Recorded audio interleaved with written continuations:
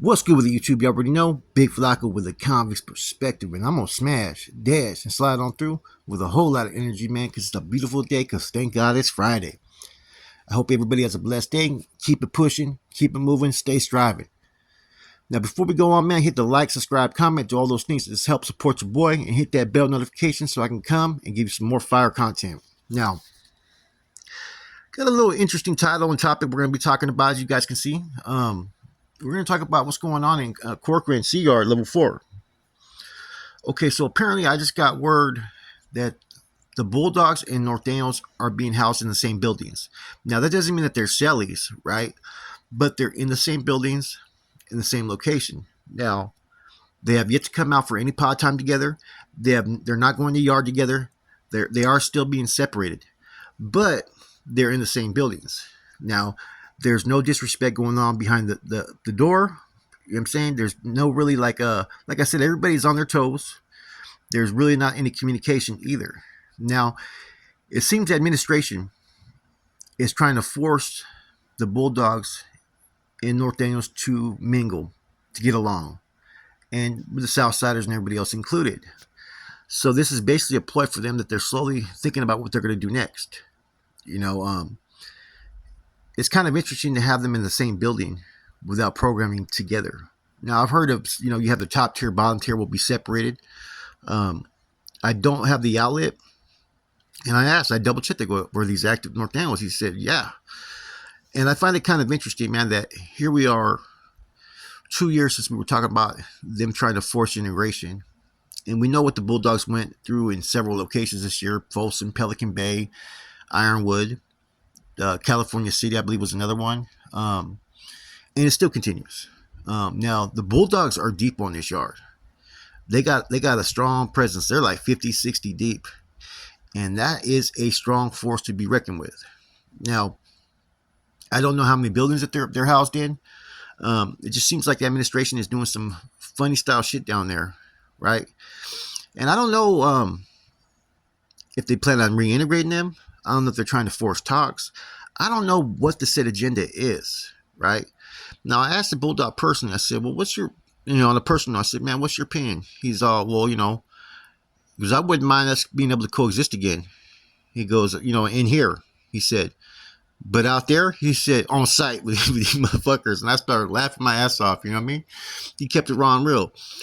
There's a lot of dudes that just want to be able to program and do their time and don't mind coexisting, but there's some people that harbor animosity as well, too. It's like a new age, right? Some of the new people who have been brought forth weren't the original ones that were part of the wars and the battles. And like I said, it was a little bit different in the 90s. It seemed like the Nortenos were in what the Bulldogs position is today. They were the ones being sent to yards like Avenal, like 8 homeboys on the yard, and there'd be like 200 Southsiders and like 50 Bulldogs. Next, the Bulldogs are rushing the homeboys. Now the tables have kind of turned a little bit, so it'd be kind of interesting to see what happens. The Bulldogs just have a philosophy that I'm not going to say anti-Norte or anti-bonds. Yeah, I'm going to say they're anti-bonds. You know what I'm saying? And they don't want to be dictated by any type of group. They don't want to play politics, and that's how they've been bred out there. There's still dudes that are around from the period when they went from Norte to Bulldog. And it was a hard transition for a lot of them. I've had discussions with some OG Bulldogs. They said, man, that was hard. Because we were always Bulldogs, but we were Norte too at one time. And I think that was hard on everybody because it just pretty much separated everybody completely. There'd always been animosity between like San Jose and Fresno, but there was also respect. Even though they didn't like each other, now, a lot of that just stems from YA, right? As well as for being the two biggest cities up north, right? But there was still at least some respect. And a lot of these youngsters nowadays, right, that are like young Norteños, young Bulldogs, they don't know the past. They don't know how many of the individuals that were initially pushing the Bulldog movement were once Norteños. And a lot of people just fell in line because this is what their homeboys did. And I'm not going to say who was right, who was wrong. The Bulldogs are here. And, they've been able to coexist and function in the feds, right, in different locations. So, who knows, man? I mean, this is something that have to have to be discussed amongst the top leadership, man. So I don't know what administration is doing, but it's not gonna. It's gonna be a matter of time. You're gonna hear about doors popping open. Or the wrong door pops open with someone out, or they're running showers, or they're running pod for one thing, and someone has medical, and something's gonna eventually happen because you're in too much a close proximity that eventually someone's gonna have action at one another, and eventually staff are gonna either make a mistake or deliberately do something. I mean, correctional staff have been known throughout history, especially in Corcoran, to do things deliberately to see what type of response they get, to kind of test the waters. Kind of like what they've done in Utah when they've started to intermingle a lot of the gangs over there. Now I've always said this. If the NF and Nortenos could accept the MA and AB, then they could surely maybe accept the Bulldogs. Because the Bulldogs a lot of times get titled as far as being a dropout group. They're not a dropout group. Yeah, there's some dropouts that pretty much created them, right? Or not even created them. Actually, the ones that actually were, everybody gives Crackers the credit for being the one who started the Bulldogs. He was not the one that started the Bulldogs. That's a fucking myth. But he was kind of like a spokesperson or used as the poster child to pretty much push the Bulldog agenda because Crackers was well respected. But he wasn't the one that said, let's support the Bulldogs, let's support the push. No. He was just there with his people doing his thing. He never even covered up his NF tattoo, right? And which says a lot. And I know when you had some individuals, because as we already know, Fonzie has a stepson, I believe, that's a Bulldog, right? The MA member Fonzie, right? Named Pollo, I believe. And a lot of that allowed the Bulldogs and Nortenos at one time to try to have a relationship to coexist back in the 90s. A lot of people don't talk about that. That's why there was a time period when Bulldogs and Southsiders were kind of having interactions. And that wasn't because a lot of individuals wanted to do that. That's because certain individuals that were influential within the Bulldogs tried to create that push because of who their dad was. And I remember that was a time period when the homeboys really had a lot of issues towards the Bulldogs, was that right there. Because traditionally they had been rocking and riding with them on yards throughout history, regardless if they were from Fresno and that was their car. Because there was cars back then. They still rocked against the South when it came down to fucking to get on war. So a lot of homeboys were kind of upset seeing them just fucking, bad things happen. I met an OG Tony from Fresno in the 90s. He was in my building. He was a homeboy. And he says he doesn't forget what they went through. Homeboys were getting their heads smashed with weights and all kinds of fucked up shit was happening just because they were from, Central and Northern Cali. So that was his whole attitude towards the Bulldog Norte split. Anyways, let's get back on track. So this situation, I really want to know what administration is thinking. What are they trying to do? What is their intentions? What is the purpose of putting the Bulldogs and Nortenos in the same building? They're not letting them out together, right? But what is the end goal here? What are they hoping to get out of this? I mean, do they really think that they can make the Bulldogs and Nortenos coexist?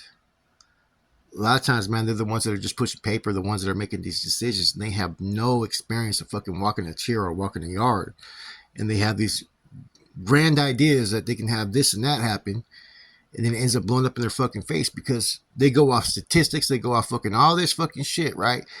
And like I always say, that shit does not fucking give you the same fucking experience and training that fucking real life does.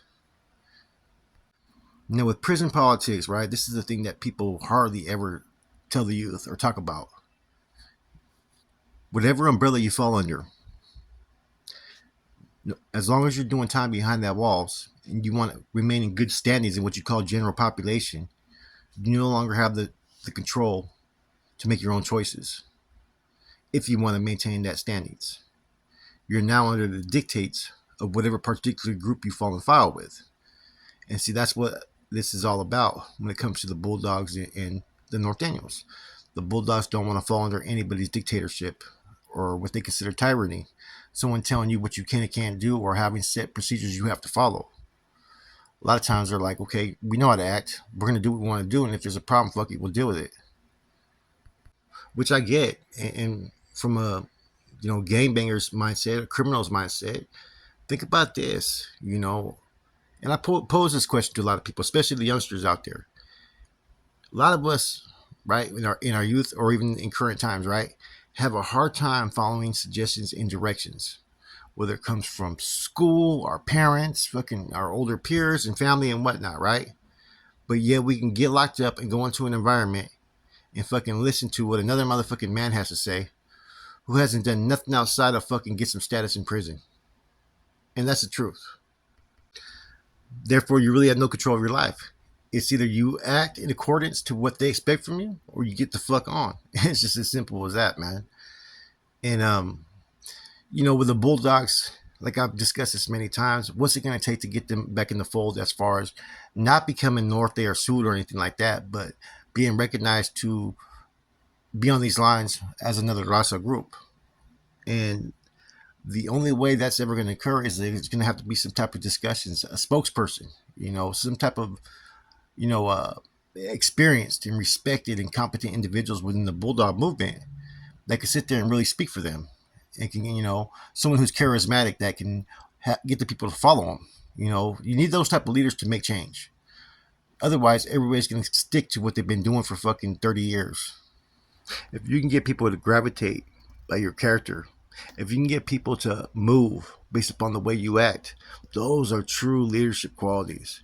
So you got like different people, like some people just because they acquire their rank and status, right?